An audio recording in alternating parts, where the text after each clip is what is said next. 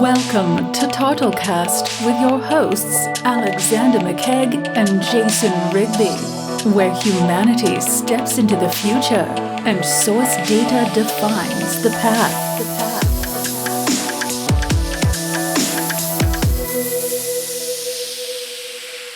Alex. Jason, I know you have a question. Yes, I have a great question.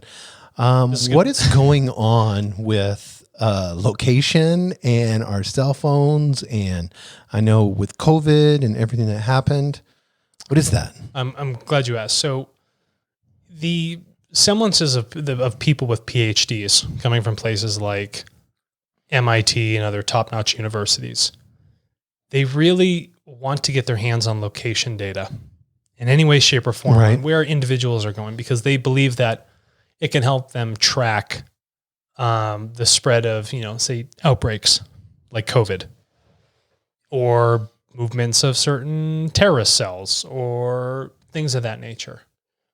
Now, when you look at location information, location is, like we had said in our other episodes. So any data company, whether it's large data companies, whether it's cell phone manufacturers, Yeah. I know Yahweh got, busted for that.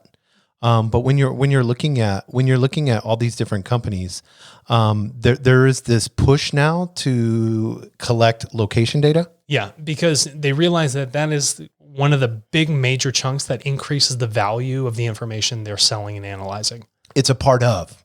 Like if we know you like peanut butter Cliff bars, Yes, with honey on it. Yeah, we just had that. They were good. And then and we do it at this location, and then we know that you purchased the Cliff bars at this, and then we're talking about them now. All these things add up to. I mean, how is location so important? Location is important because it takes a lot of the guesswork out of their algorithms. When you can put location into place, and you can track locations over time, then you can start to derive habitual analysis of someone's behavior. So I always know that this gentleman's going to go, up Fifth Ave and then bomb a left on 33rd. And he's always going to take that left every single time. Even though it's taking him 15 minutes longer to get to work, I know for a fact that he's going to take that and left. 5,000 of the people are doing the same thing. 5,000 of the people doing the same thing. So what can we do at that left? Yeah, what can we do with that left? How can we analyze that traffic data? Now, what nobody was watching is that, every time you get into an Uber, you're helping Uber with that also. Yes. Every time you ordered a package from UPS was tracking the GPS on the trucks to figure out that these guys should only be taking right-hand turns. Right, yeah.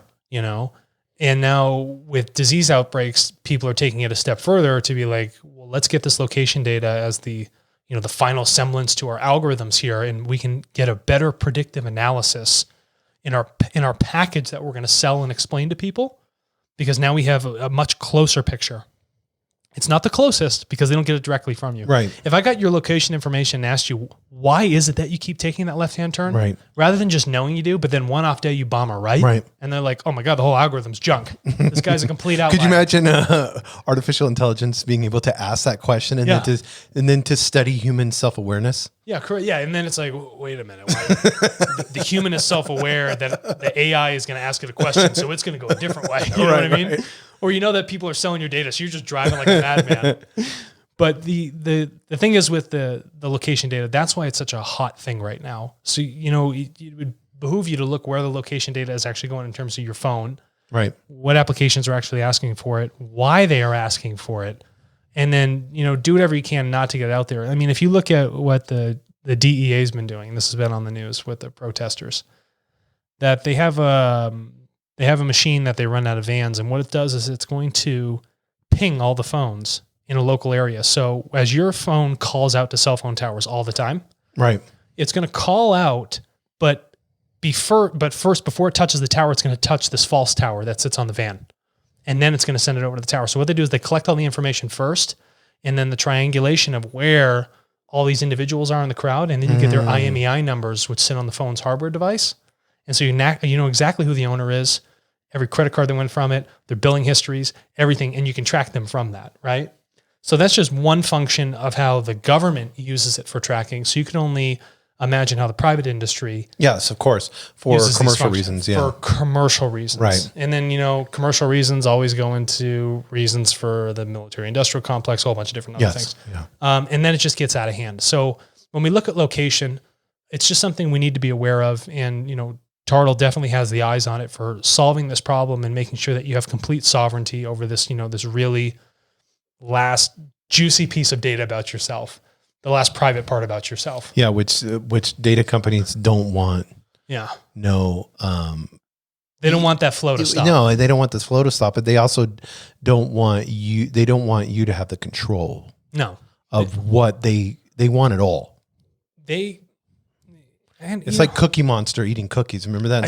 I want it all. I'm so used to getting it. Right. Now I just want more of it. Yes. Yeah. And then you've collected so much, and then you've crossed the line so far when you turn back, you don't even see it. No. Yeah. Exactly. And I think a lot of that is that. A lot of it is that. Well, and then you have machine learning in the way that it's growing, and then they can look at, millions of points of data and then turn around. And now it's like, well, if we put this in this, and this can, like the disease, it's a perfect example. We have this pandemic going on.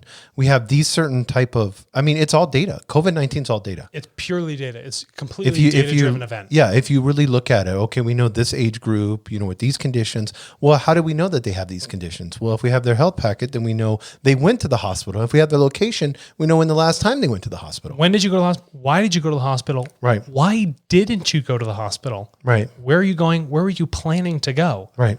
Only this data is possible on TARTLE. Did you go through a drive-through fast food after the hospital? Yeah, after that. What do you remember touching? Dunkin' Donuts. Yeah. Really? What were you breathing on? Yes. Yeah. But that's the idea, right? So when we look at location, it is that's a chunky, very valuable piece of information. Yes. So you need to be those higher value items. You got to think twice where they're going and whether or not you actually want to release them out there. And the only way you can have that option is by putting that information on TARTLE. The only option for choice is TARTLE. TARTLE is choice. Yes. I like that. Yep. Really Thanks, Alex. Thank you, Jason. Thank you for listening to TARTLEcast with your hosts Alexander McCaig and Jason Rigby, where humanity steps into the future and source data defines the path. What's your data worth?